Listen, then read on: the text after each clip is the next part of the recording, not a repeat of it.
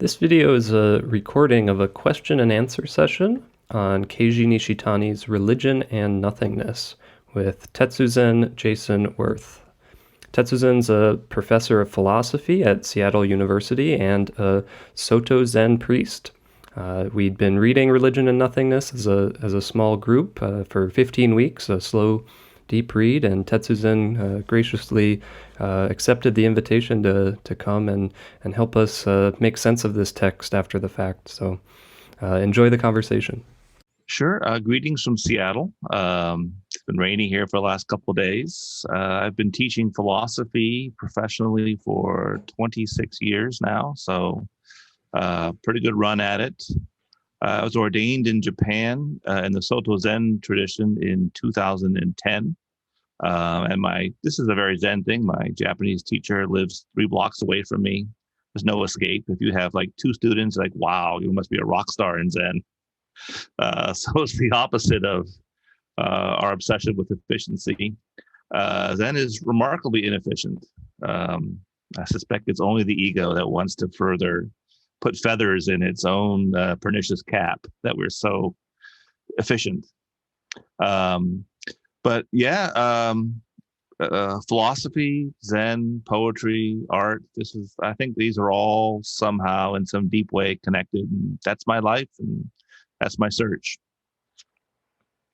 Wonderful. Yeah, I think we can all empathize with these converging strands of spirituality, philosophy, art, poetry. Yeah, we're an eclectic group, so they all kind of come up in different ways, and embodiment as well. All these sorts of things. So to start off with, I think what would be really helpful is so we've all read Nishitani's Religion and Nothingness, but our sort of level of familiarity with the Kyoto School and sort of Japanese intellectual life in the modern period is variable. So if you could start out by kind of situating Nishitani in his context there, I think that would be very helpful. Certainly. So the Kyoto School, that's really a name that we use outside of Kyoto to refer to a very loose affiliation of philosophers. It was never founded in Kyoto. Look, we're the Kyoto School, look out.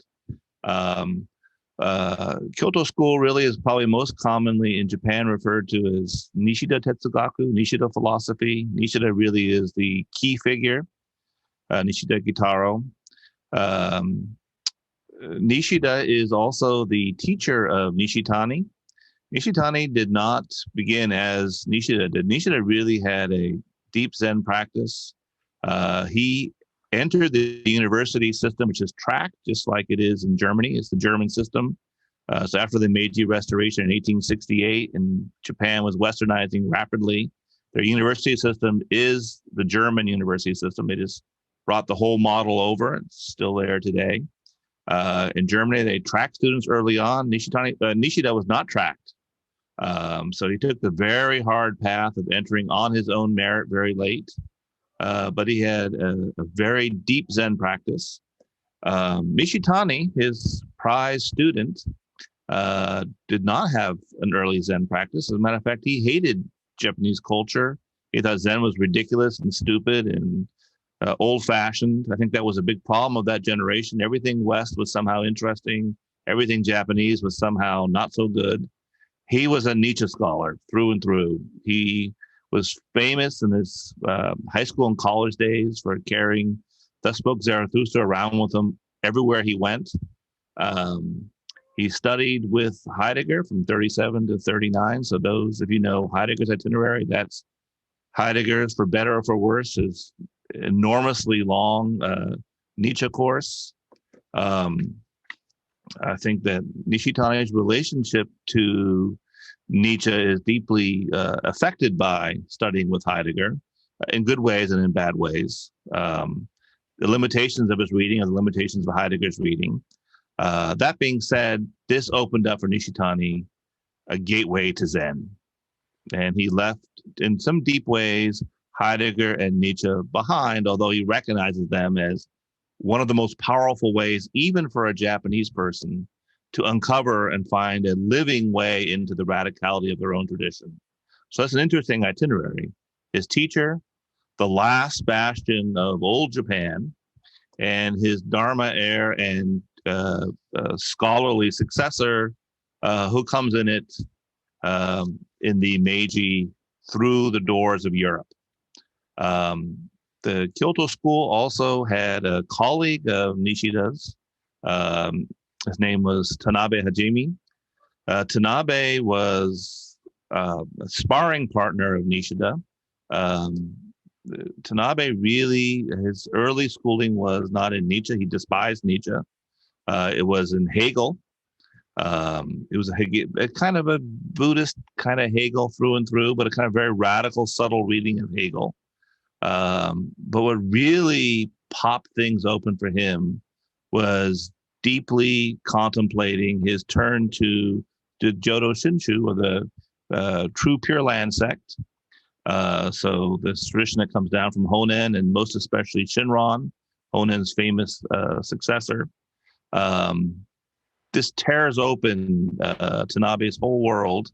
And so you have Nishida, Nishitani, the Zen side, and Tanabe, the Jodo Shin side. I think they come together, but it's a tumult, the conversation at first. Nishida was childhood friends with D.T. Suzuki. D.T. Suzuki, the famous expositor of Zen in the United States. D.T. Suzuki's own mother was a Jodo Shin believer, and his father was Zen. So in his background, the mother and the father were Jodo Shin and Zen. D.T. Suzuki himself, the last thing he did when he was dying in 1966 was undertake a major English translation of Shinran, one of Shinran's most important works. So Suzuki, who had the ear of Nishida and also the ear of Nishitani, really thought these two paths should go together. And when Nishitani himself retired, he did not go on to Hanazano University. That was the typical retirement stead for Kyoto School people. Hanazano is the Rinzai Zen University in Kyoto. He went to Otani. Otani is the Jodo Shin University. So these thinkers are really trying to somehow leave things to themselves while knowing that no thing is itself all by itself. And we'll be talking about that later tonight. Really deeply thinking the singularities in relationality, but also the relationality is singularity without individuality, without self-standing. I think that's also a good intellectual model for them. Nishitani's very famous and very great successor, so this really primo lineage, is Ueda. Ueda just died last year, so that's an enormous loss for us. Ueda writes his dissertation on Meister Eckhart, another huge figure for all these, the whole Kyoto School. They're funny. They're always dissing Christianity, except when they define it by Eckhart, and they think, well, it's kind of like Buddhism. So that's also very deep point of convergence and a deep way in.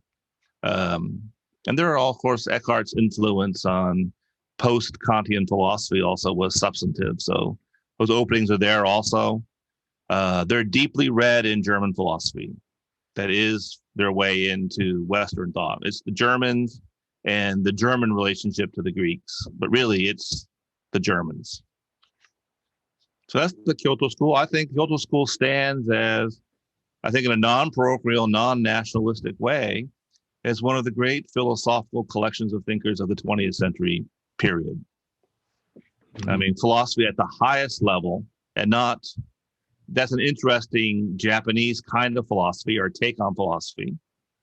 I think any defensible definition of philosophy, this was one of the great exercises in the full vigor of what philosophical thought can be. At the same time, all these come from the Buddhist tradition.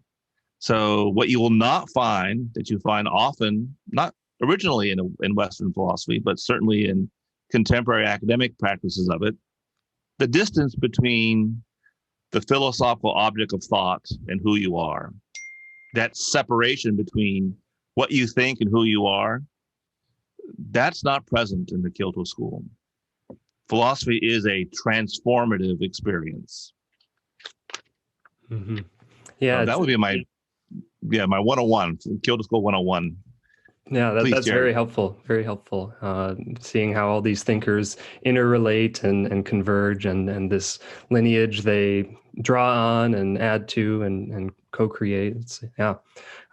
So from here, I think what I'd like to ask is, what is sort of the unique contribution that Nishitani made to this lineage with religion and nothingness? What sets this work apart from the other collections of works made by these extraordinary philosophers? Yeah, that 1, 2, 3 punch, Nishida, Nishitani, and Ueda, they're hugely sympathetic to each other. So um, they're not the same, but I think the differences would be very small compared to their general philosophical sensibility. So if you like Nishida, you would probably like Nishitani a lot. That being said, here's what you get in Nishitani: uh, a deeper sense of the Western philosophical tradition. He studied with Heidegger for 2 years, and also it's cutting edge. So when Nishida speaks of the West, it's often these neo-Kantians that no one reads. Not even the Germans read anymore. It's almost like an old museum. Um, Nishitani is a very, very exciting reader of people like Kierkegaard, Schelling, especially Nietzsche. Nietzsche is his go-to person from the beginning. But Nishitani, how does he differ from Nishida? It's a subtle issue, and this is jumping the gun a little bit. I would say this: Nishitani, in a way that might not be obvious from Religion and Nothingness, or the book was originally in Japanese, What is Religion? Really think, and of course, if you know Nishida's philosophy, that was Nishida's final work too. Um, Nothingness and the Religious Worldview, 1945, is what he was working on when he died at the very end of the Second World War. So you hear Nishida in it all the way through. What is religion? And when Nishitani picks up and says, well, religion, it's only ever been for all people. Nothingness. That's an extraordinary thing. Not God, not the soul, not salvation. Nothingness.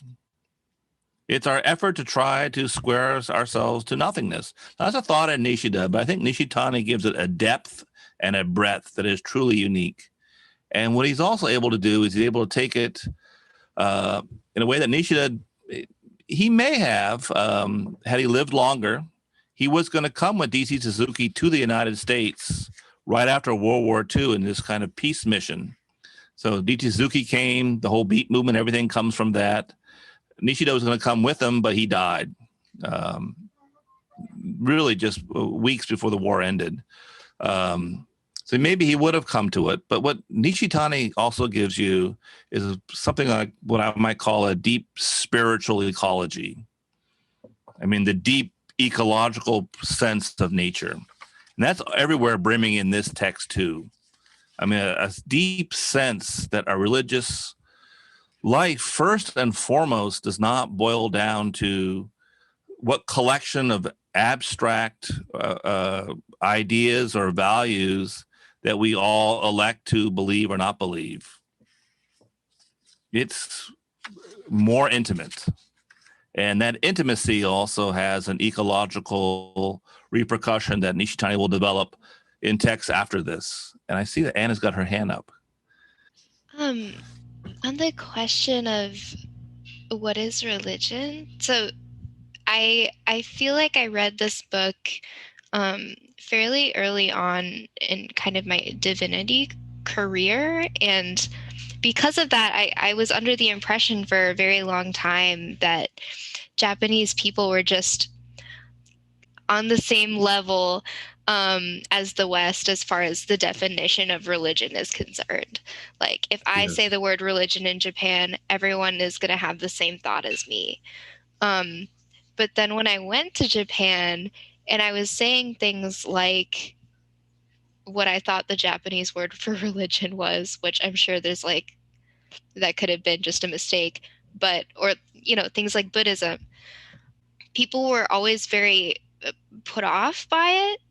It was like they weren't used to hearing these words. And I learned after some time that just the concept of religion in Japan is very different from the concept of religion in the West. So I guess my question is, which direction is Nishitani facing when he asks this question?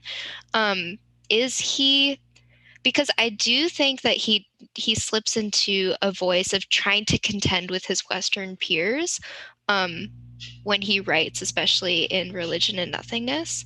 So I can't tell if that question is asking that of himself as a Japanese man. You know, what is religion? What is this thing that the Westerners are talking about? Or if he is, you know, having a dialogue with his cohort in Germany. Are you able? Maybe it's all of the above. No, I think that's a great question, and I think it allows us to speak very, very precisely about what it is that Nishitani is up to in this text. What is religion? So let's just start with the word you draw attention to, Shukyo, religion, and let's look at that very carefully, because I think what Nishitani is doing with it is not obvious if you don't know the history of that word. Shukyo is a neologism. The word that's being translated as religion is Shukyo. Shukyo. Okay. So, you know, the kyo suffix, that's what you pop at the end of, for one of a better word, not really a Japanese way of saying it, but your spiritual striving. So if you're a Buddhist, it's Bukkyo. So not Shukyo. You wouldn't say it's a religion. It's Bukkyo. It's, you know, the way of the Buddha, the way of awakening. So Shukyo, what is this? What is the prefix to that, this neologism? Well, that is like beliefs, stuff that you subscribe to. Now, that's interesting because Bukkyo is not Shukyo in the sense that to follow Bukkyo, you have to believe Buddhist thoughts. Like, you know, we Buddhists, you know, here's our creed. There's no Buddhist version of the Apostles' Creed at all. So Shukyo would be okay. It's the new neologism to handle their perception that in the West, one of their paths, it's not a judgment, neither good nor bad, is through beliefs, which is new. That's a new thing. So, Anna, first of all, you're right. It's a new word. And when you speak of Japanese Shukyo, it would sound to the average ear very strange, because this is, you know, by this definition, Japan is not a religious country at all. It's one of the least religious countries in the world. But by that, you mean has the lowest number of Christians or Jews or Muslims, or these sorts of, in their perception, belief is a big starter sort of thing. Creed is a big starter sort of thing. So Nishitani is asking the question, well, what is Shukyo? So it's a new word, but it's interesting because his way of asking that question takes up certainly first and foremost Bukkyo. What would it mean to think of Bukkyo as a Shukyo? First thing you'd have to say is it would not mean that Buddhism should be thought of as having its own set of beliefs. You know, famously, Buddhism is a Western term. It was famously posited by the Germans, who, not knowing what the Buddhists were, but figuring they must have, like everyone else, whatever beliefs make them Buddhists. Hindus would have their beliefs, Christians would have their beliefs.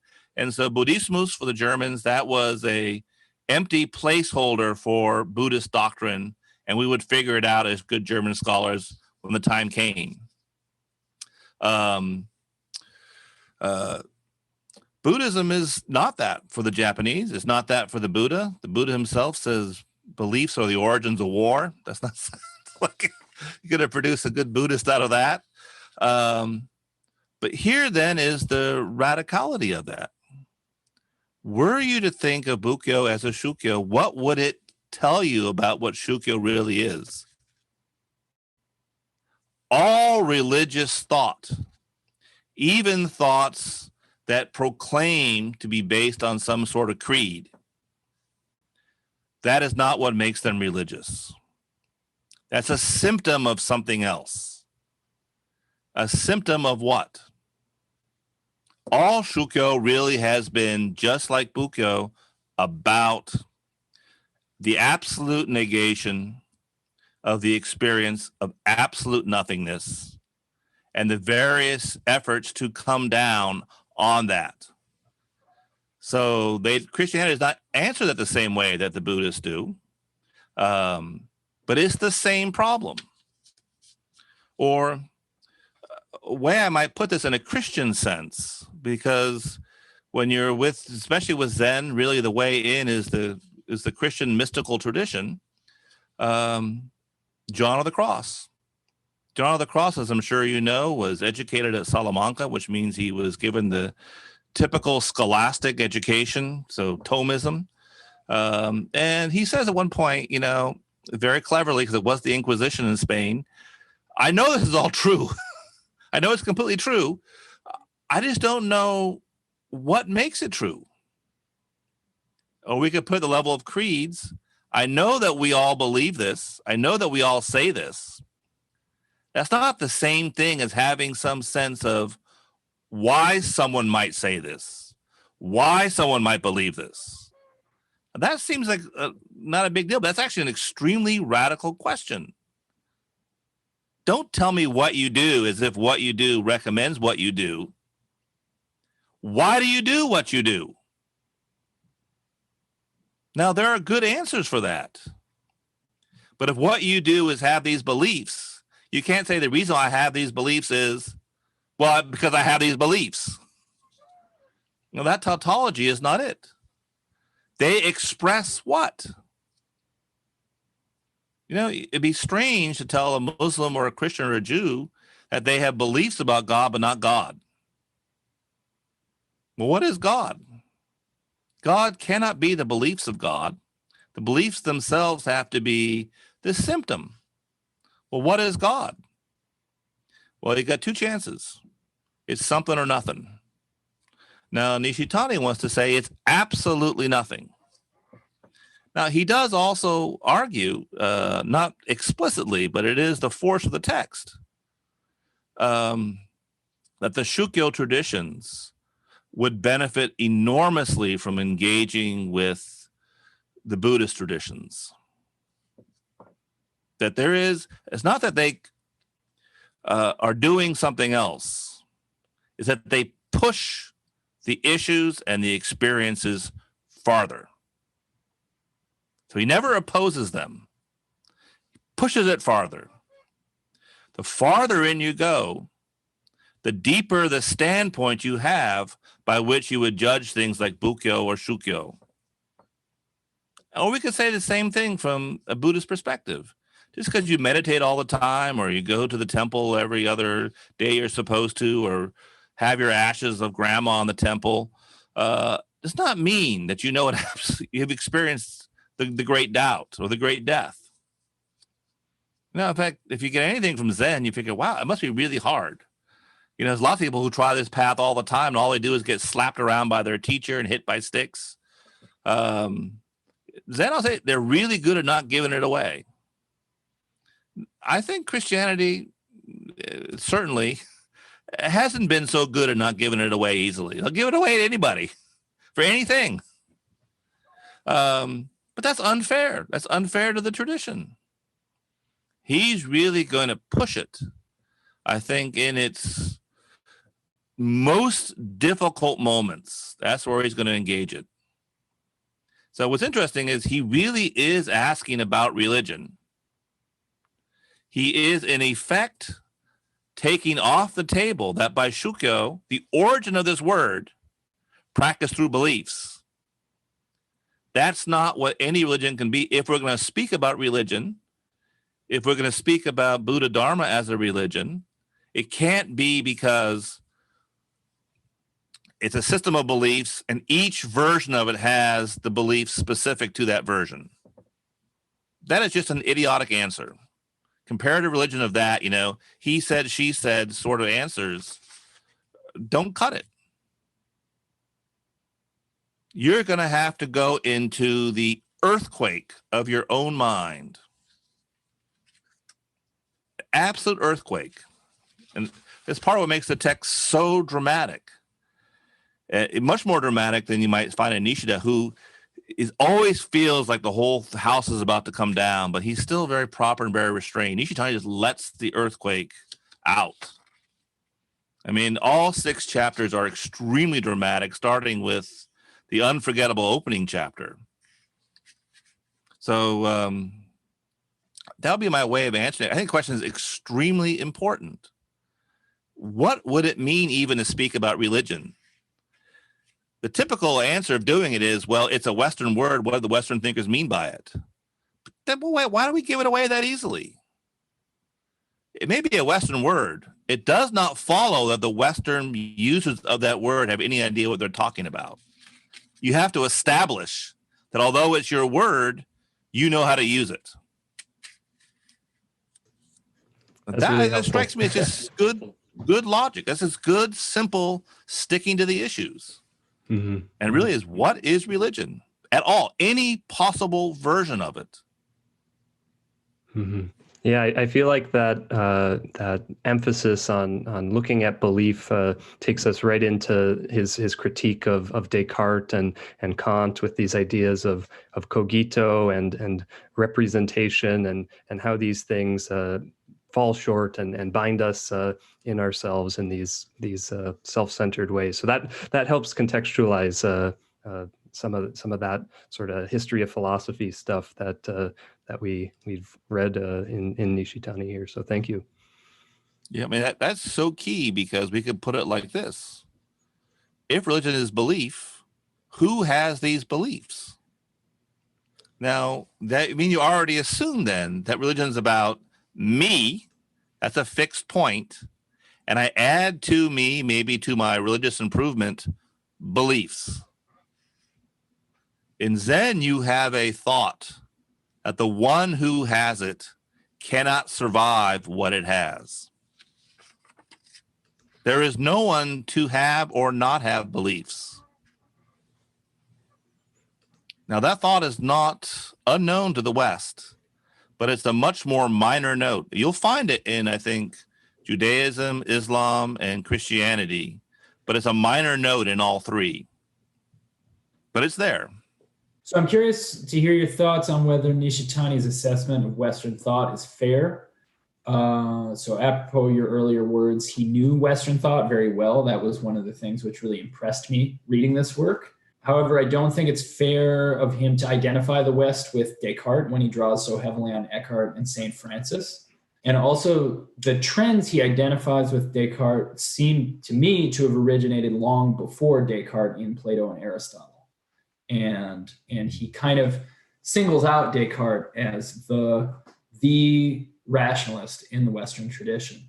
But it seems to me that's a fairly late date in the Western tradition to single out.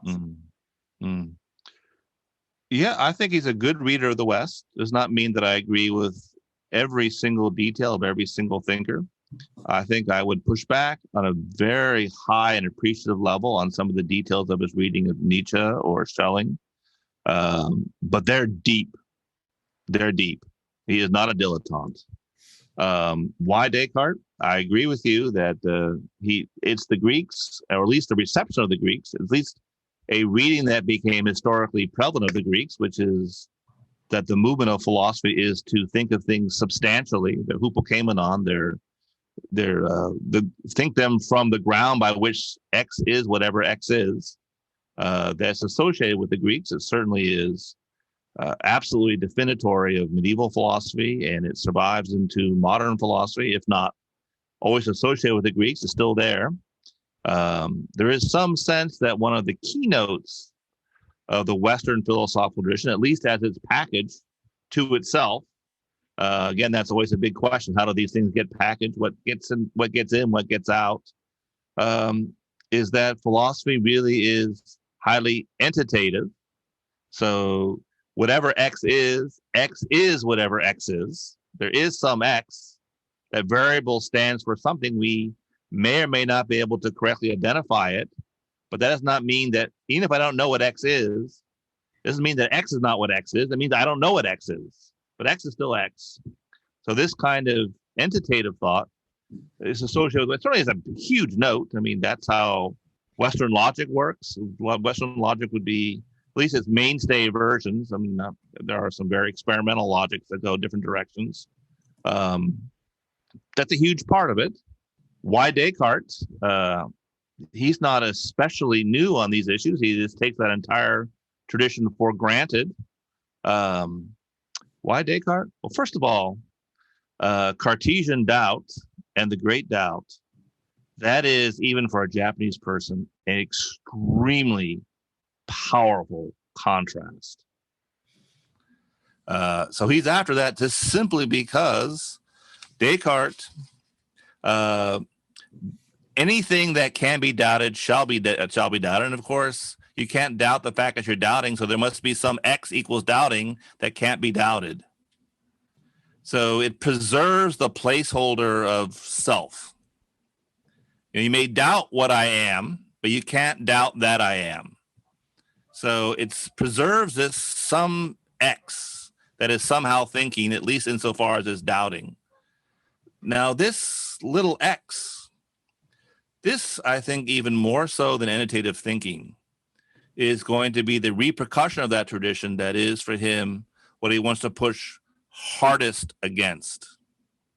Self-reference.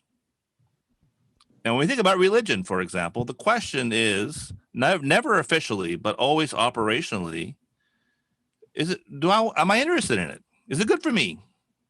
Will I get something out of it? What's in it for me?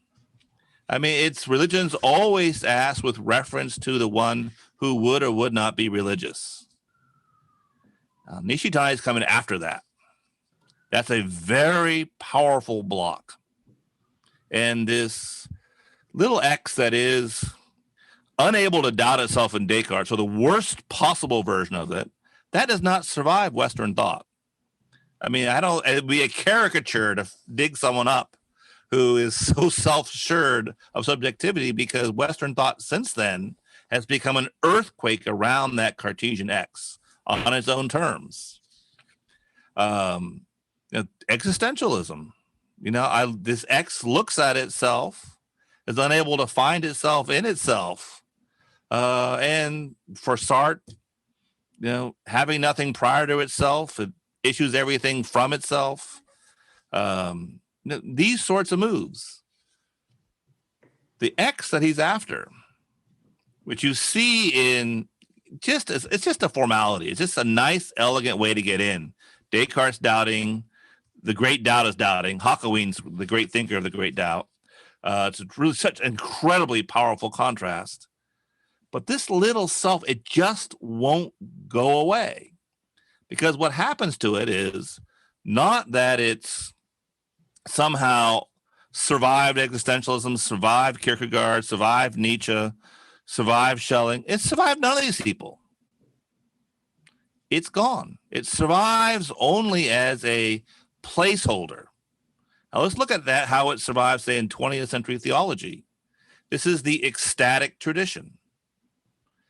I am not a self-contained X. That is not the religious position in any major religion in terms of its high-level theorizing.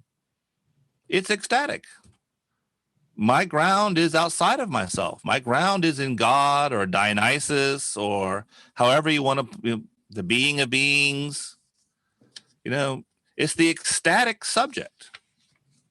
So the subject whose ground gives way, not Descartes, not entitative, but ecstatic. The variable becomes opened while still remaining the same variable. That's a very subtle move. Here's the great doubt. Why are you holding on to this variable? I mean, no one believes that Descartes could hold on to it the way that he could hold on to it, but we still hold on to it, not atomistically, not, wow, indubitably, at least I am myself. No one believes that. We're totally unknown to ourselves, as Nietzsche says. That is contemporary subjectivity, but it is the problem of subjectivity. The problem of subjectivity, I think, really is the great, difficult, hard, modern problem since the 17th century. Subjectivity is the problem of Kierkegaard par excellence. It's the problem of German idealism par excellence. And it survives as, in its most radical version, an ecstatic subjectivity in which I am always receiving myself. Dasein out in the field of the question of being, if you will. Nishitani, this is what he's coming for. This is what makes the text so subtle. In the great doubt, my ground, as it does exactly in Marx, Schelling, Feuerbach, Hegel, Kierkegaard, Nietzsche, they all have the same account. My ground comes to me, appears to me as a question. So at that point, they're exactly the same. That's a very powerful thing. And interesting that existentialism in this post-Cartesian tradition is an incredibly powerful way into Zen. Because you will go through exactly that moment. Nishitani goes exactly through that moment. And that moment, he's with all these thinkers, all these quote-unquote prophets of doubt or thinkers of suspicion, all the ways in which we still categorize them, all these moments in which the problem of what Nishitani calls kyomu comes up, kyomu, hollow nothingness, vacuity. There's nothing holding it up. Or I find myself emptying out into a ground that's not supporting me. I'm shaking at the very ground of my being because it's not stable, it's not lucid, it's not transparent, it's not even present. Now, if the ground is not mine, I either stand out against a ground beyond me, ecstatic subjectivity. That is, I think, the deep existential and post-existential move on subjectivity, an empty placeholder that stands out against nothingness. But what's Nishitani do? What is Kyomu if you think it all the way through? There is no ground to myself. So when I ask myself the question, who am I to this ground that is not? Has this ground not taken away the one who would ask that question? That really the fear of my own death is really that magically somehow I ask myself a nonsensical question. How am I going to deal with the fact that I am not? Well, if you are not, you've already dealt with the question. It's like when Bodhidharma is asked by the person who becomes the second patriarch. How do I find my mind? I can't find my mind. Show me your mind. And he has a great awakening. There's nothing to find. This subject, Kyomu, that is the terror and tumult and drama in Asia and the West and elsewhere before my death, before my absurdity, before my inexplicability. And this moves in Zen from the great doubt. There's nothing holding anything up. It's all vacuous. This is what Nietzsche struggled with, inheriting this from Schopenhauer. There's nothing holding this up. There's nothing holding you up either. The movement from the great doubt in which the absent or the revelation of an absent ground is experienced as my vacuity, my hollowness, that I'm missing something, that I'm lacking something. The movement of that thought is there is no one to be missing. There's no one for whom it is hollow. So the placeholder, who am I towards the ground that never was, which I experience as the hollowness of that ground because it was supposed to be. This is what Nietzsche said about the death of God. That God will be gone, but we'll still have the same expectation. God should have made things meaningful, but there is no God, therefore they're not meaningful. And I experience that as hollow and vacuous and scandalous. this Kyomu movement, which you'll experience in Zen. Absolute shaking at your boots as you try to hold on to yourself or in anything. As the floor gives out, this becomes the great death. This you don't have in Descartes. This you don't even have in Nietzsche. And they're all, now to be fair, I think they're struggling with it. I think they're struggling with problems that are new in Europe that are quite old in the Mahayana traditions. They've been at this for centuries and centuries. The great death is the loss even of the ecstatic placeholder. There is no relationship to religion in the sense that there is no relationship between you and nothingness. As soon as you say, what is nothingness to me? It's gone. Nothingness is the thought that you cannot put it in front of you because there is no you to keep it at a distance.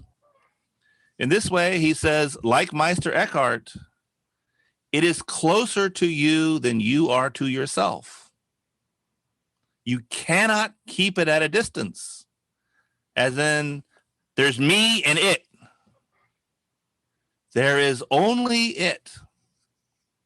And you would come from it. Not what is it to you?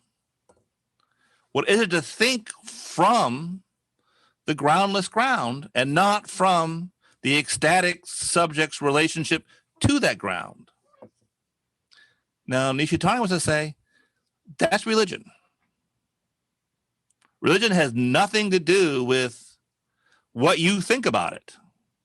That has nothing to do with religion anywhere in the world. Andrew, please. So I'm curious to hear you say a little more about this ecstatic subject. I'm not sure I understand this use of the word ecstatic. Yes. So ecstasis from the Greek is a big move, really through the 19th century. It's huge in being and time. Stasis, to stand, ek, out, to stand out. So let's take, for example, Heidegger's famous analysis of it in being and time. I keep saying, well, who am I? Who am I? What is my being? Oh, man, it's not so obvious to me. I keep looking. I come to my death. Oh, man, what is death? Well, I can't give my death away. I can't say, look, you invited me here to be your Zoom guest. Would you also do my dying for me? I'll pay you money. You can't do that at all. Death's the one thing you can't get rid of. But what is it? It will get rid of everything else you think you are. So the one thing you have is that which evacuates all that you are. Now, at that moment, I who stand before my death stand before something that utterly evacuates me. Now, the reason why that's not the great death and still ecstatic is the placeholder of Dasein remains stable, but it's evacuated. It becomes nominal. Who am I before the question of being, as opened up before the question of my death? As I don't find the answers internal to any account of myself, to my culture, all these things before death evacuate. But I find myself open to a beyond, standing out against being. That I am receiving, Heidegger makes the big deal of the es gibt, the there is, but literally the it gives. I don't have my being, I'm continuously receiving my being. Now that's a very radical thought, and it's very close to Nishitani. But that is not Nishitani is as instructive, maybe more so. You're still somehow holding on to a model that only survives as evacuated. So ecstatic in that way. Who am I? The answer is not found in me, it's found in my ground. But my ground is not something, it is nothing, that nothing, God, being, however, that's very classic structure. It is continuously giving me, even if only in a temporarily fleeting way, my being. I am what I receive. I am what I get. I am what I'm granted. Now, what that's keeping you is thinking starting not from its relationship to that ground, but thinking starting from that ground or that groundless ground. That's what Nishitani wants. Not what am I to God? Well, I'm the mystic ecstatically receiving in each and every moment the grace of being. I'm not that. Think from God. I always love this phrase in Thomas, the movement is to love the world in the way that God loves the world, not the way we love the world. That would be religion. I think that for all of the fact that there's probably so little in Thomas that would resonate with Nishitani, in that opening, you'd see right there. It's that movement when finally that stubborn subject, which no longer can find itself, within its culture, within its language, stands out ecstatically to its ground. It only knows its ground as it receives its ground. It never knows its ground in itself, but it still stands out in it. The great death is the moment in which the great doubt finishes its work and knocks off even the ecstatic nominal subject. So people always say in Zen, it's like no ego, anatman, no self, all this stuff. And people always say, like, what? Am I like, is it like kyomu? Am I just like nothing there? Am I just hollow? If it's just hollow, why am I practicing? No. The Mahayana has one of the deepest, richest practices of selfhood in the history of the human mind. Zen is all about the self. But self cannot find itself in itself, not even as an ecstatic subject. It must utterly lose itself in order to come to itself always anew from the ground of emptiness. So to get to the great doubt leads to the great death. Now we're pushing even the radical edge of Western thought. But the great death is the gateway to the standpoint of shunyata, of emptiness, to the selfless self. There's no self there, yet the self manifests now and here, always anew. And the only way to see that self is to see that I am not Andrew, nor Alexi, nor Jared, nor Anna, nor Connor, nor myself. That each thing is singular, but has no substance, has no permanence, cannot stand by itself, yet never disappears. This is what he calls, and this is one of the subtlest things in Nishitani, and is an absolute treasure, what he calls jitai. Jitai is just to say something like, your selfness. If you're a self, what makes you a self? Well, how can we answer that? Well, do I make myself a self? Well, in some way you do, as in you are you and not somebody else.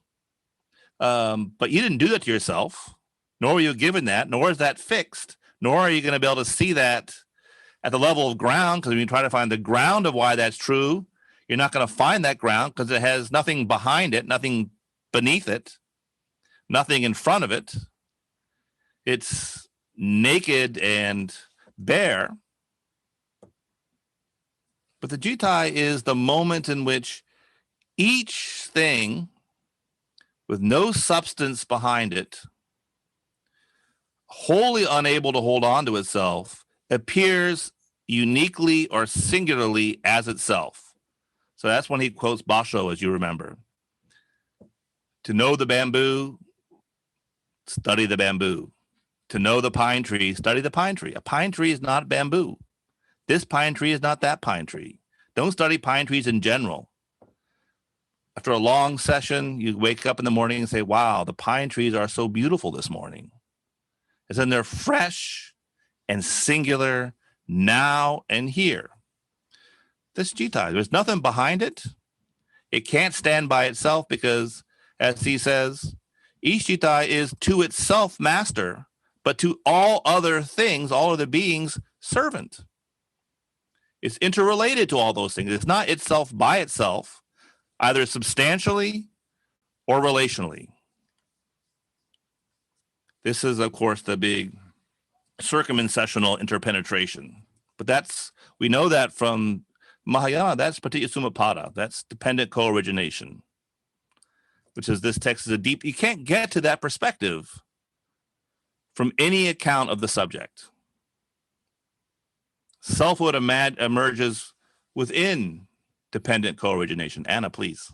I had a question that I thought of for this discussion a few hours ago that I might have been overthinking, but I'm wondering how it plays out in this pocket of the discussion about singularity without individuality, as you're now contextualizing it, and circumsessional interpenetration as a larger topic.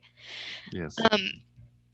An analogy that I find particularly helpful is the fire burns and is non-fire by not burning itself analogy. I've just always, whenever I'm confused, I read it. It helps me. Yes. And so I had a question regarding the often employed Buddhist rhetoric surrounding opposites. So clearly in this analogy, there's the fire burns. It is fire in that it is burning. It is not fire in that it is not burning fire, if that makes any sense. Mm-hmm. I recently studied with someone who was really into tiantai. So he does China things, but in Japan it's tendai. And so for tiantai, instead of having the two truths, conventional truth and ultimate truth, they have a third truth that kind of does this intermediary work that is connecting the conventional and the ultimate truth, even though you could say that the ultimate truth is already kind of the conventional truth. It's just in disguise. It just does that extra work for you philosophically. But then there's an implication. I'm sorry if this is long-winded. There's an implication that convention negates ultimacy in some form and ultimacy convention in some form. What do we make of samadhi, of shunyata on a different axis entirely from opposition? A sort of pluralism of characterizations. For example, fire is fire because it usually burns, usually appears orange, and is usually volatile in nature. So this is a pluralism of characteristics that we have that don't necessarily negate one another. The burning of the fire doesn't necessarily negate its orangeness. The orangeness doesn't necessarily negate the burningness or the volatileness. I guess what I'm kind of poking at here is because these characteristics aren't on the sliding scale of suchness and emptiness, they're all just kind of characteristics that pop up in and of themselves and form this conglomeration of what we perceive as fire. Kind of how we can locate, if it's possible, how to locate the discussion of suchness and emptiness in a way that isn't centered on opposition. Does that make any sense? Just because, okay, cool. Feel free to go ahead. Let me know if you need clarification. Well, let me start, and then you can interrupt me if I don't go in a helpful way. It's a hugely enormous question, including the status of opposites, which of course are just a good famous shorthand for talking about this. But we normally think of opposites, hot, cold sort of opposites. Well, really, it's not opposites. It just means fire can't be fired just by being fire. It needs non-fire. It doesn't mean it needs the logical impossibility, polar opposite of fire. It needs like wood or oxygen. You can't have fire in a vacuum.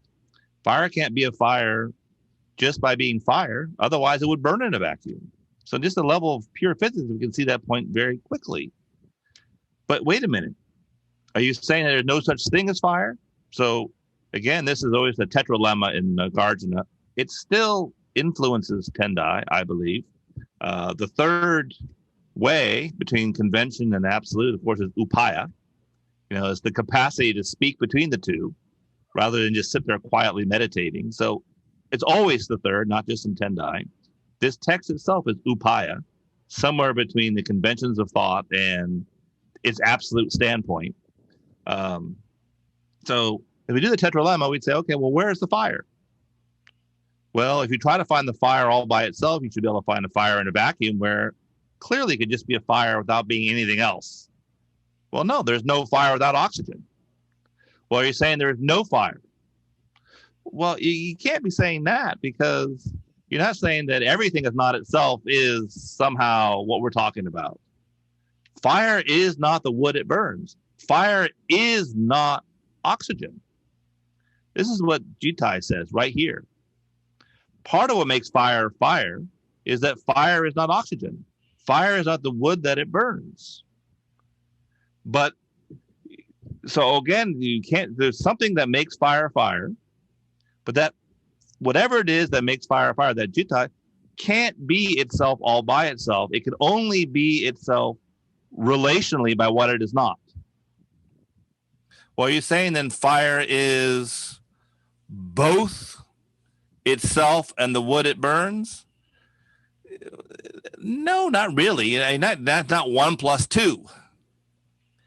What you're really going to do is you're trying to think that relationality in which you see in here, even in burning wood, a little snippet of Indra's net. First of all, by fire, you never find fire. That's in your mind. That is conventional thought par excellence, which in the German philosophical tradition would be what Kant and Hegel and Schelling call negative thought. Negative thought is purely formal, rational thought. Or here we would say eidetic thought or logical classificatory thought. But no one ever finds fire as such. We generalize on fire. That's part of what we do in our conventional thought. So, we generalize on causality. And what Nagarj always does is he tries to get you to say, well, okay, find me the original upon which you generalize.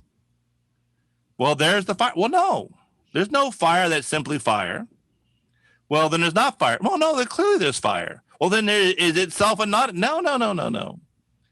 Somehow you have to think this little web in which the fire is not generally a fire. This fire, what Tons Scotus called its hexaitos, it's thisness. This fire and no other fire. Not the idea of the fire. This fire, whatever you call it. Call it what you will. You speak whatever language you want to. It's not more fire in some language than other languages.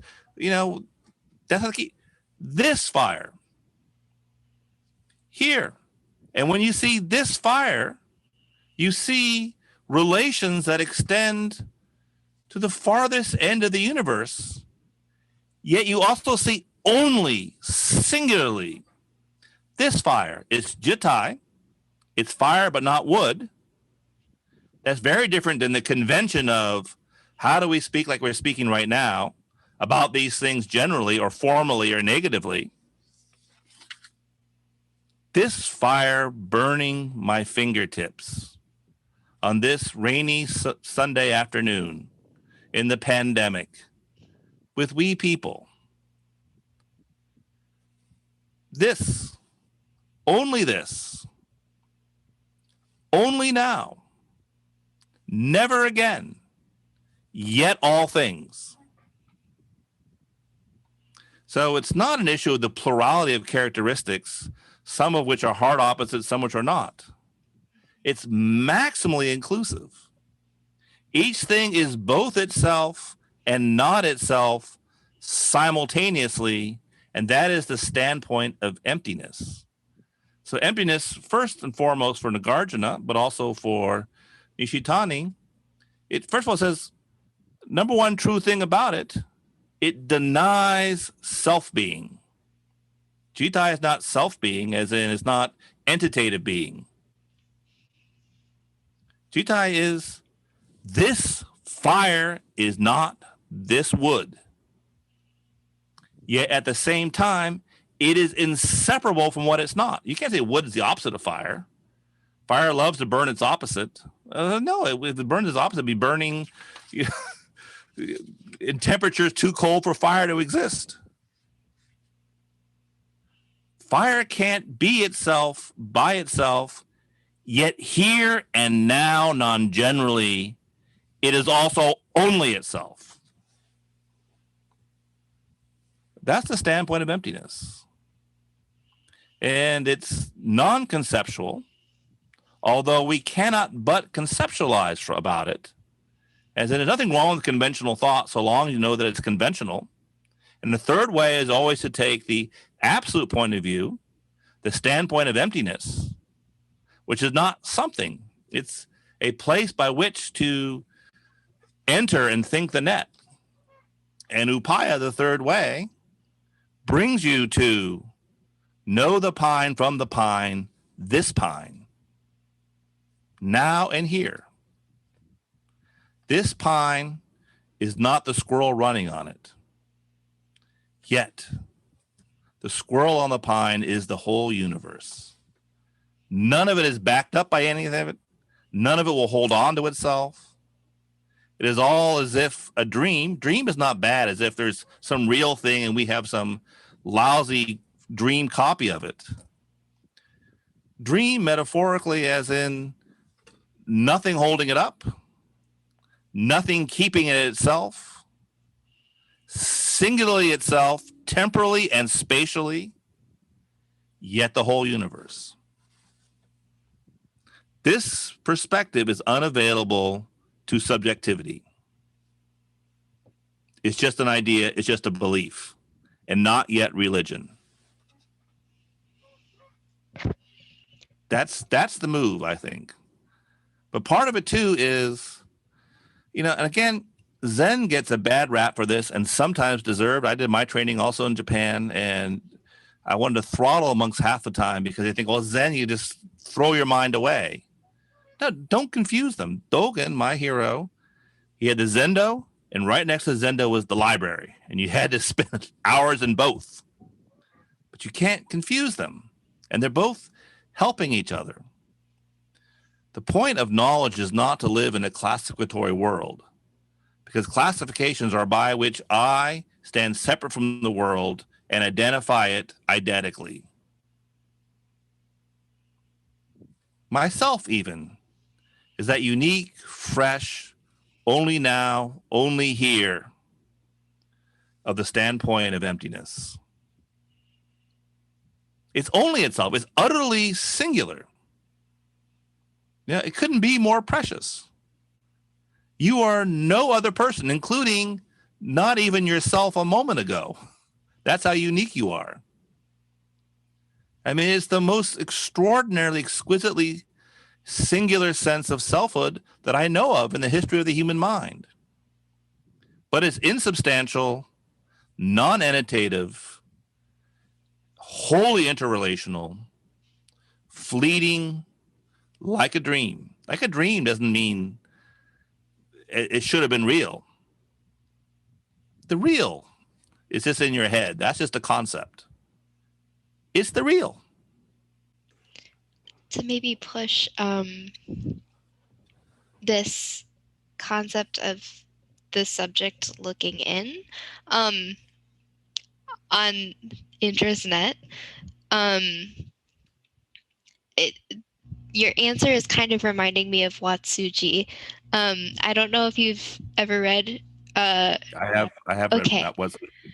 I'm very rusty. Again, these were all things I did undergrad, so I don't remember anything.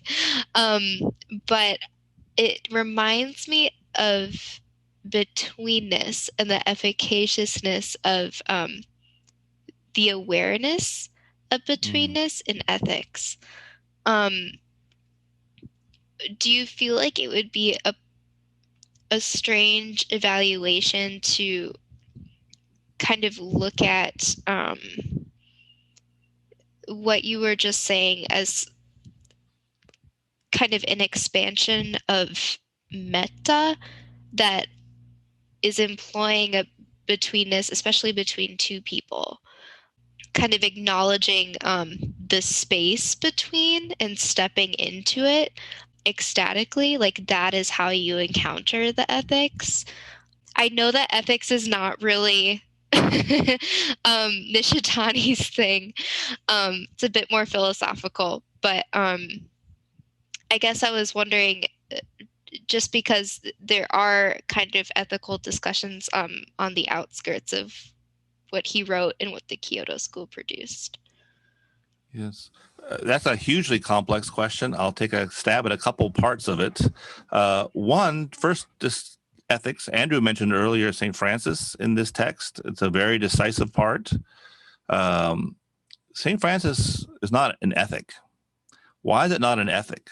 Ethics is going to be some version of the question, what should I do? And you can answer that variously, consequentially, deontologically, through various life excellences or virtues. And all those things will be compelling to you either because they're attractive or they're obligatory. But it's always the I who is going to have their action in one way or another ethically motivated.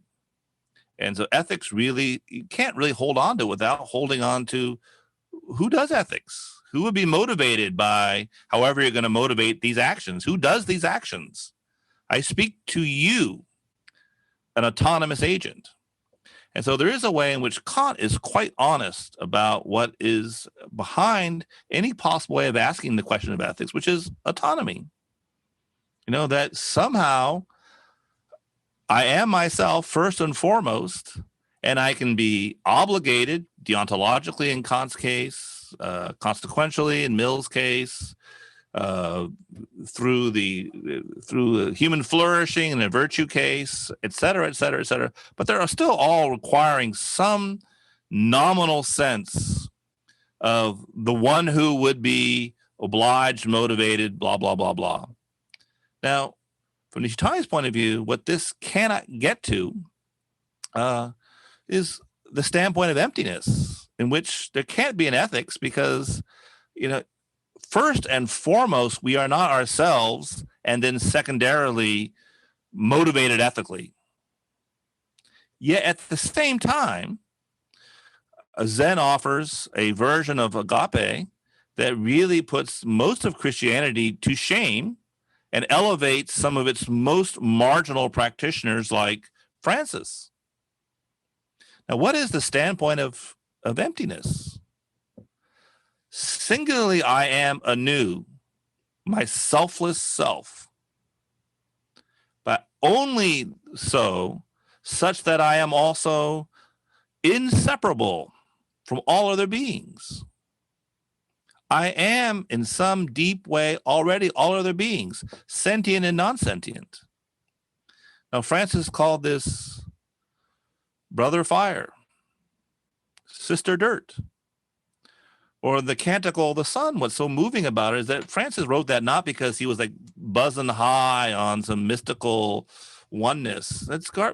He spent all night groaning in pain, sick, wishing he was dead, sick of being poor, sick of being unhealthy, sick of being old, sick of being misunderstood. And as his practice, he gets up and he thanks everything that is as a sister and brother. Now, that is the reality of who you really are. It's not motivated. If you make the mistake that you are the abstract, now what is subjectivity? Nishitani, his answer to this, I think, is really one of the most provocative in the 20th century, extremely radical in its simplicity. You take the jitai of yourself and you think about it conceptually and generally and abstractly. You take this moment of yourself and you think about it in general. Me. And so you do that, you have the idea of yourself and not now and here. The interrelational, now, singular, selfless self. You have this, and then of course, once you're this thing, you can think, okay, well, what am I going to do? What am I going to do with this? However you're going to do it, from Cartesian, I am myself, to this nominal ecstatic self, however you're going to do it, you got to motivate it. Well, Nietzsche does not motivate it. He deconstructs it. Its ethics is blocking something more fundamental, which is religious wisdom. Religious wisdom is not knowing this or that. It's the standpoint of emptiness by which I am all other things. I mean, I am being. I am the gift of being. It's all me. Nothing is separate from me. There is no non-sister, non-brother. It's all the beloved community, to put it in a Christian sense, in terms of King. It's all the beloved community. It's unimaginable to me that I would not be for all these things. Now, it's that standpoint that he's pushing towards these other issues. Now, you had other parts of that maybe you want to ask about. I think you addressed everything for the most part. I guess I'm thinking of things very spatially, in the sense of, I'm just imagining Watsuji's betweenness smashed together with Nishitani's notion of an ecstatic self that's standing on groundlessness. Because I really do think that we would benefit from smashing those things together, especially because we're not alone in our great death. We're not alone in our great doubt. As we are experiencing those things, we have to continue to relate to human beings and to animals and to capitalism and all of these different karmic formations. Oh yeah, absolutely. So, I guess when I read both of them, I wish that in Nishitani there was a sense of addressing the other as Watsuji addresses the other. And I think you addressed it. Maybe I guess if that. Let me take it one more angle. Yeah. I didn't mention Watsuji at all, who I admire very much. Maybe it's too simple to say about Watsuji, but he is at least an entry generalization that may be dispensed with as you get a more complex relationship to him. He's kind of a Heideggerian Confucianism, and very, very deep. And I think the betweenness for Nishitani, of course, he wants to just, in a Zen perspective, extend this the way in which, if you look at, say, the famous debates between the Confucians and the Taoists in early China, the Confucians were really good at the betweenness of all humans. The Taoists were really good at the in-betweenness for all things, human and non-human. And so I think Nishitani wants to insist on that. And that's, again, it doesn't make the Confucian perspective wrong. You know, he's not saying this or that, one or the other. He's saying, keep going. Keep going. That being said, what's most useful in Watsuji for Nishitani, whether he's right or wrong, you can decide, isn't his whole sense of the betweenness between human beings, this kind of Heideggerian Confucianism, which he likes to a point, but it's still not brother fire, sister cancer, my friend, the coronavirus. I mean, that's hard. That's not, you can't say that's Watsuji. You just can't. That's really Nishitani. That really is how radical, you know, I mean, I think of Francis, you know, when he's walking back from Rome and it's miserable and it's horrible and it's rainy and they're tired and they're so damn poor. And why are they living like this? And they go and they knock on a restaurant and they say, look, you know, we're so tired and we're so much pain. Can we please just sleep in your barn? And the innkeeper just slams the door on them. Brother Masu, you gotta ask again. We're so tired. Brother Masu knocks on the door. Please, we're desperate. We'll just sleep in the horse shit. Please, let us in. Slams the door. Please, try one more time. They knock again. Please, we will do anything. We'll just sleep at the edge of the door and the shittiest part. Please let us in. Absolutely not. Get the hell out of here. So they go and they sleep in an open field in the rain and the misery and the shit. And Francis says to Masio, what would you call this? I know what I would call it. The perfect joy. That's not Wasuji. That's not Wasuji, but that is Nishitani. That's what he's pointing to. That's hard. That has nothing to do with my sense of who I am and therefore what I want, and therefore my attachments to what I want and my aggression to that rainy, cold field, to pandemic, to all these things. I don't fight capitalism and have an aversion to it. I fight capitalism because it hurts people.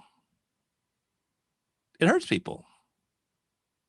Not because I'm attached to something else, because it hurts people.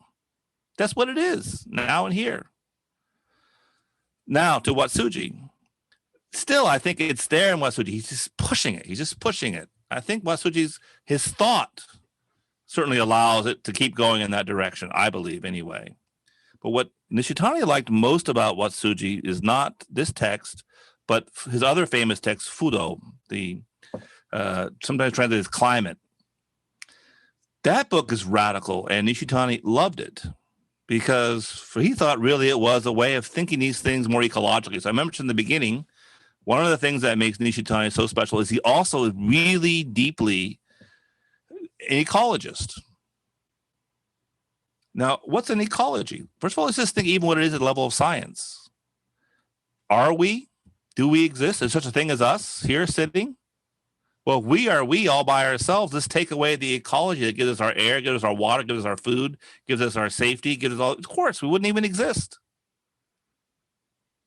Tigers don't exist without habitats that sponsor tigers, without the conditions that have to obtain for. We will not live on this earth if this earth is no longer able to support the form of life that is who we are.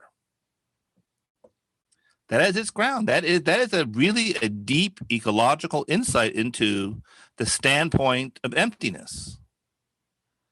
We are not ourselves. In asserting the fiction of ourselves against the conditions of ourselves and declaring war on the net that sustains us singularly and interrelatedly every moment in our betweenness, we're done. We're done. Even if we're the ecstatic self, we're done.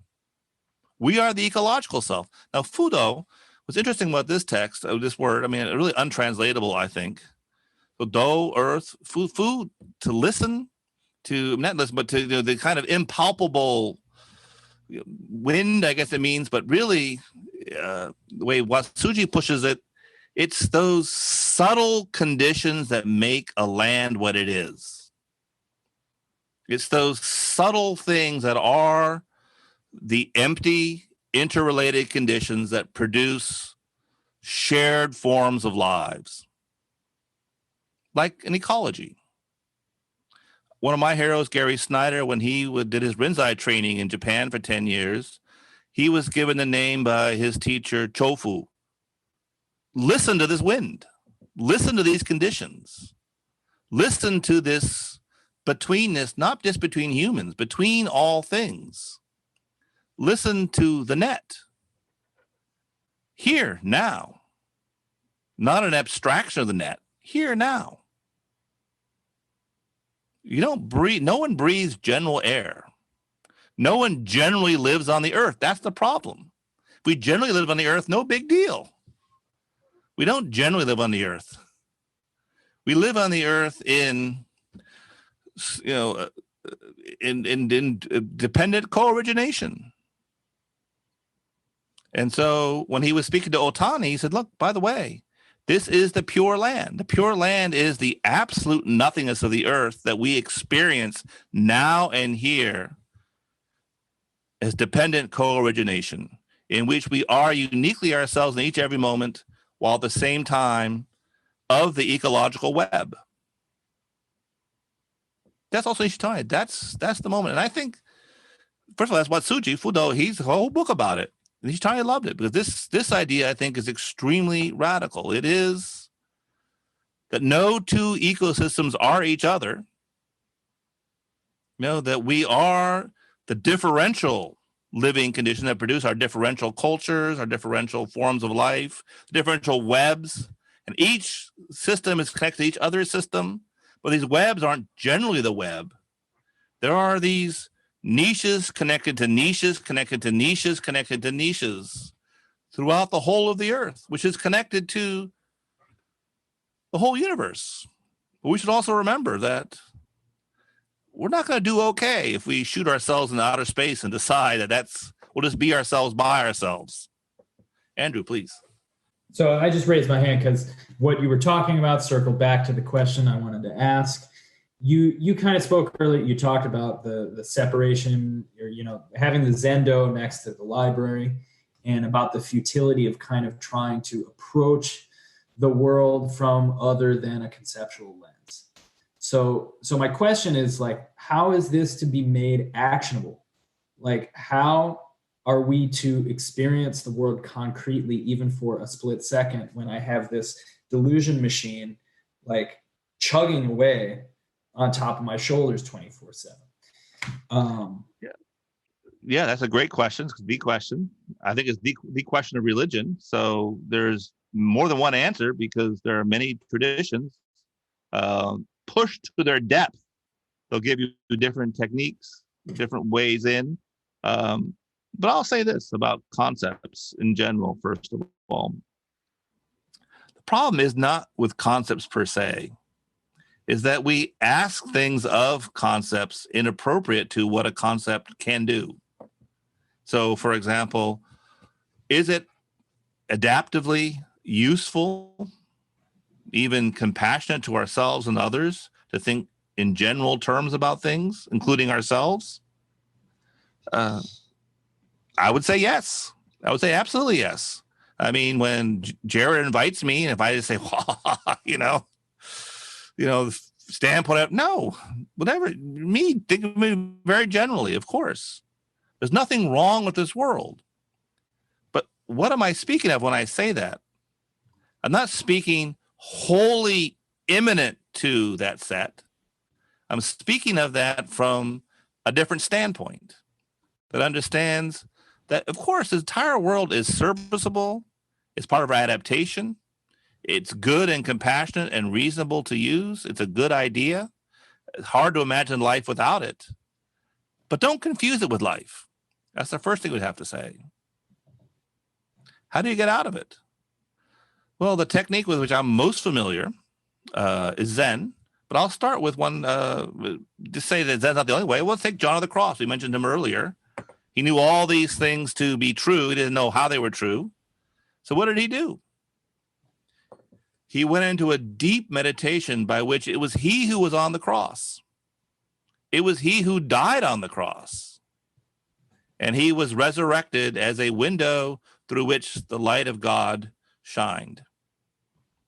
As his window.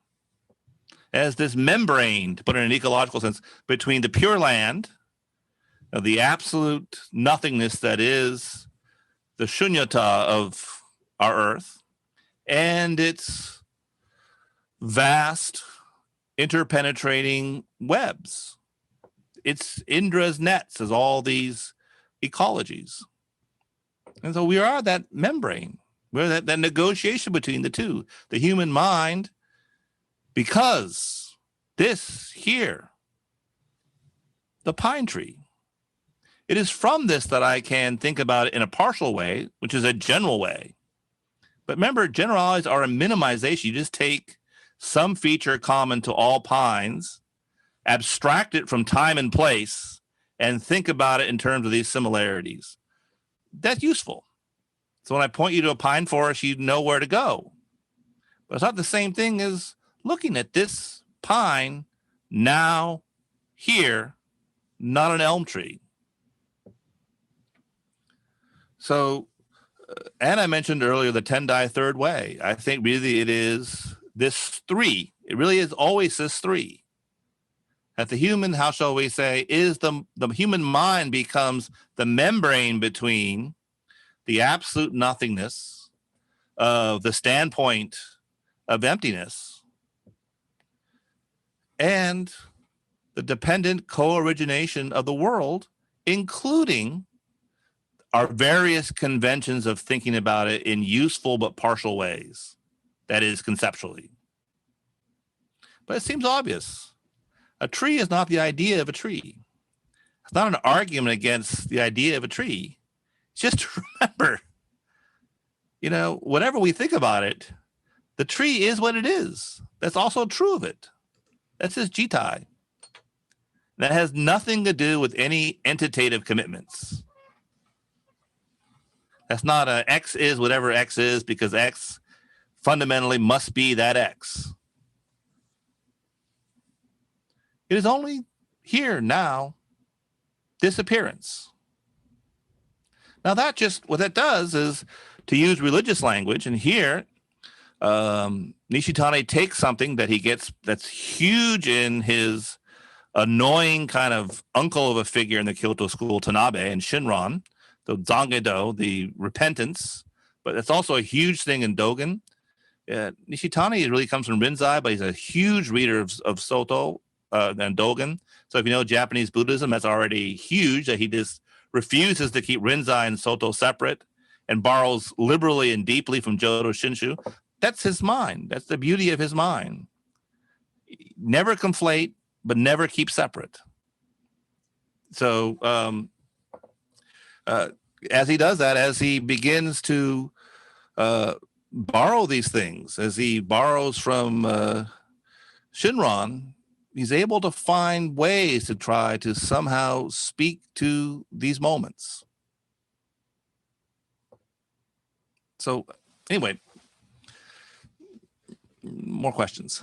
Wonderful. Yeah, thank you. That helps clarify the relationship between these complicated categories of concrete and. Oh, wait, I want to say one more thing. I did forget. So Zangido, that's what I was going to mention. Zangido. So repentance. So, in Shinran, of course, this is a huge thing. You cannot find your way to, so Andrew asked my question, how do I do it? Shinran's question is, you don't. You're an idiot. You can't do it. You're a fool. That's all. That's the illusion of the way of the sages, the Jiriki, that somehow it's in your self-power. It's like saying, how do you fall asleep? Well, if you try to fall asleep, you stay up all night long. That's called insomnia. I did it. I fall asleep. No, the eye can't let go of itself. It stays awake. So it's Tariki. It's some other power. And so Zangido was for Shinran letting go, converting, giving yourself over. But you don't do the actual giving. That's just an abstraction, a way of speaking. But both Tanabe and Nishitani connect this to metanoia in the peoples of the book. Conversion. It's a deep metanoia to the standpoint of nothingness. And repentance, as you continuously repent your karma, that is all of your abstractions about who you are, you're constantly opening them back up to the openness of time. Trying to defixate and deattach them, to remain free and open. But that's repentance. You repent what you have become in order newly to be what you are. So repentance also in the Christian sense. When Saul was on the way to Damascus and he had his great metanoia experiences, not he saw one thing and then one day saw something new. On the way to Damascus, he saw in a new way.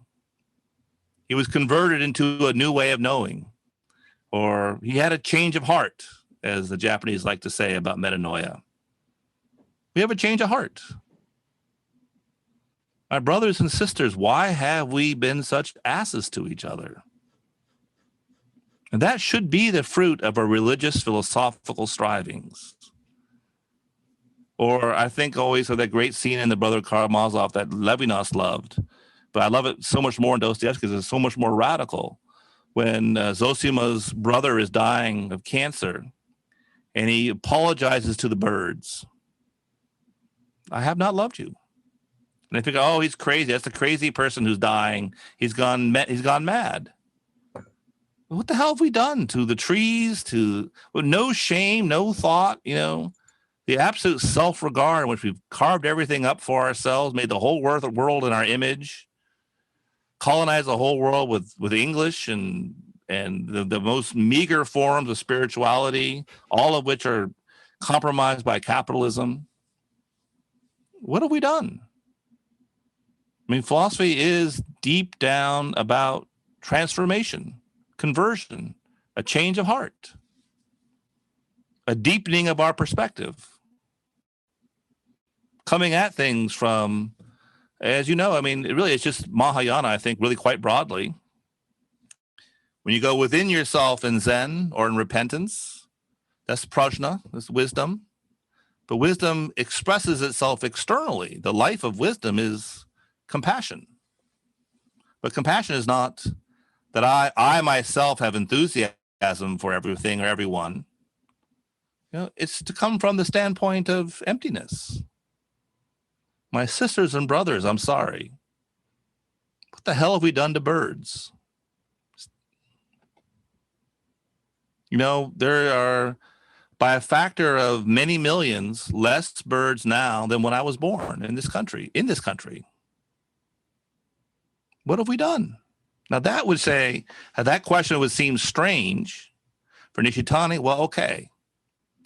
That says something about your philosophical capacity to go deeply down the trembling earthquake of Kyomu into the great death and into the standpoint of nothingness, standpoint of emptiness. I was wondering, so it's been a while now since Religion and Nothingness has been published and out there. Have there been any developments in Western thought that you know of that have gotten closer to some of Nishitani's perspectives than the ones he was dealing with when he was writing, or is it a lost cause? I don't think it's a lost cause, but I think the best thinkers are always, as Nietzsche said, unzeitgemäß. They're not of the measure of our time. Or the third way that Anna brought up, upaya, I want to say really it's a deep insight into the temporality of speech. In order to be heard at all, this is upaya 101, you have to speak according to the measure of your age, to the concerns and assumptions and idioms of your age. But here's the problem. It's those very assumptions and idioms that are blocking our capacity to appreciate what you're saying. So you have to speak in terms of the problem in order to plant the solution within the problem to that problem. In the Lotus Sutra, this is the Buddha, for example, sewing the jewel inside the drunken person's clothing. And he travels his whole life with this jewel. The answer was always there. He just never knew it was there, but it was somehow always already there. So I think Nishitani really is the jewel in the clothing. Like Nietzsche, I think, or Kierkegaard or Schelling in the West and some others, we're always still catching up to them. We're always still allowing what it might mean for this to change our sense of what matters as philosophy. I think this is very interesting. I was good friends with Thomas Altizer, the famous Death of God theologian, before he died a couple of years ago. And he was involved at the University of California Press at the time in which this text and Tanabe's text were being published. And the Cal Berkeley department saw these texts and began reading them. And they were absolutely appalled. How could this be philosophy? This is madness. This is idiocy. This is an embarrassment to these presses that this would be published. And Altizer had to come in and he had to fight the entire Berkeley philosophy department, not to agree with these texts, to admit that they were philosophically admissible. And they could possibly count even as, because here's the thing. The problem always is not that you're wrong or false or misinformed or illogical or invalid or unsound. That would still mean that your philosophy, you're just not any good at it. You failed to live up to it. this can't even matter as philosophy. It's outside philosophy. And indeed, it's really is outside philosophy on one level. I mean, there really is no one in the history of the Berkeley department, for better or for worse, who is constitutively philosophically capable of even addressing a text like this. It's just too far outside of what could possibly matter to thought. You know, this text was its way into the West really is people who read a lot of Heidegger or a lot of Nietzsche or a lot of Schelling or these kind of thinkers. It's very exciting because it pushes you to the next level, but it uses those gateways. But these thinkers themselves, they may have wide cultural currency, but they're still hard. They're still marginal to the kind of deep inner sanctum of what it means to think for we humans. And Nishitani is already pushing that further. Or it may be familiar to Zen, but Zen still is going to have to spend time shedding, exoticism, love of Japan. I'm in it for relaxing. Where is it social critique? Why does everyone in Zen have too much money when really the history of Zen was all poor people? I think of Joshu, it's just, we got to eat weeds again. Dōgen saying, look, we might have some rice water tonight, but if we don't, if we're just boiling weeds, that's okay. That too is a Buddha treasure. Here we are. Fancy yoga pants and it's reading Tricycle magazine. These are all hard. This is the matter of religion, is to deal with these things and to repent them. And I don't mean like feel guilty about them. I mean just develop a sense of humor for them and loosen them up. But I think that's also Nishitani. I think he belongs to a world to come, as do all the great thinkers of recent centuries. All over the world.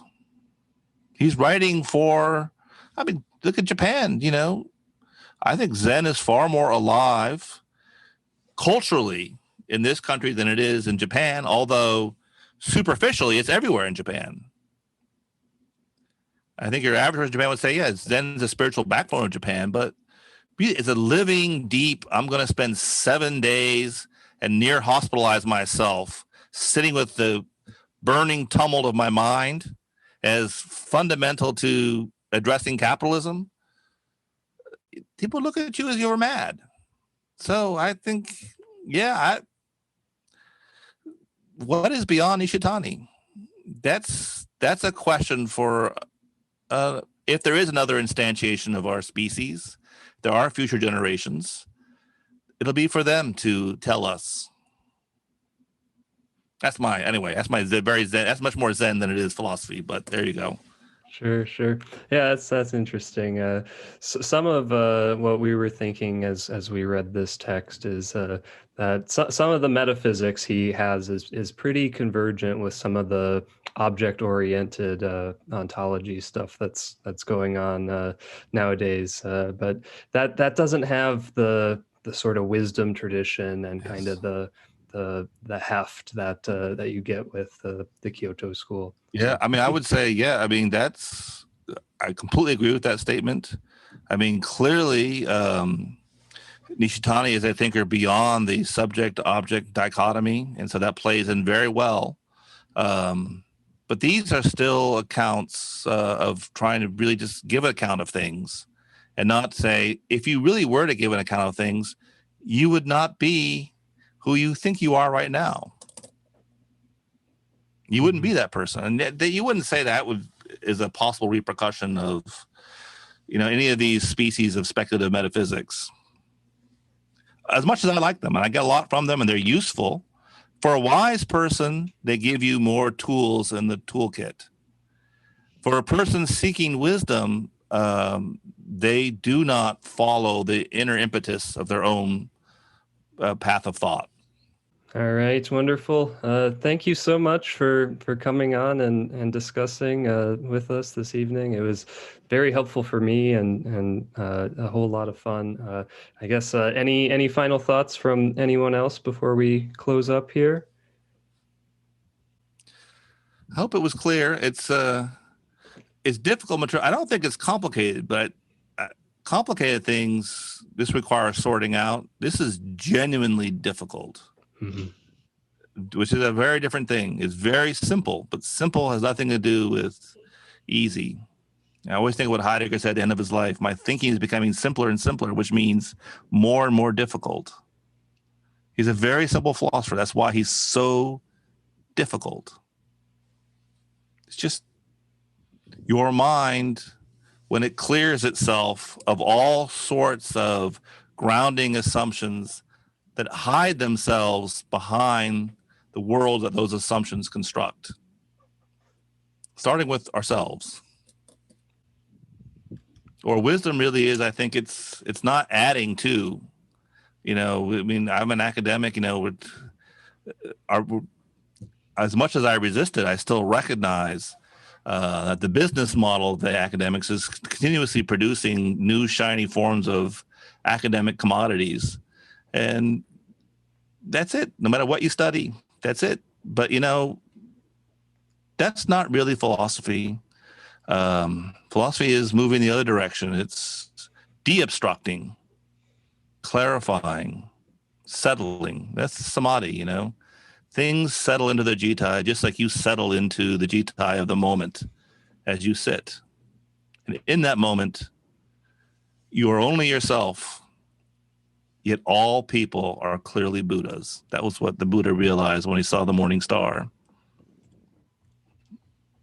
I am not anyone else but myself in this moment, yet I see that everyone's awake. Everyone's a Buddha. That's already there. That thought's already in who you are. That's a lovely anecdote to end on, I think. So, all right, thank you so much. This was phenomenal. All right. Well, thank you all. Great questions. You have great taste in books. Thank you. Sounds like you're all got a good path. We're starting Whitehead next week. He's great too. Whitehead's great. Nishitani and Whitehead, that would be a very exciting discussion. Yeah. So maybe we'll have some of those discussions coming up here. So, all right. Good to see you all, everyone, and take care on this Sunday evening.